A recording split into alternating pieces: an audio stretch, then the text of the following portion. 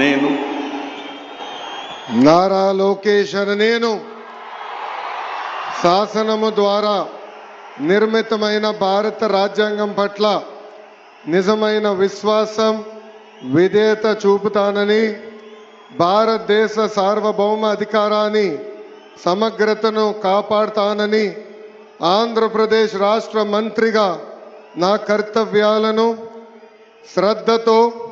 అంతర్గత శుద్ధితో నిర్వహిస్తానని, భయం కానీ పక్షపాతం కానీ రాగద్వేషాలు కానీ లేకుండా రాజ్యాంగాన్ని శాసనాలు అనుసరించి ప్రజలందరికీ న్యాయం చేకూరుస్తానని దైవ సాక్షిగా ప్రమాణం చేస్తున్నాను. నేను నారా లోకేష్ అనే నేను ఆంధ్రప్రదేశ్ రాష్ట్ర మంత్రిగా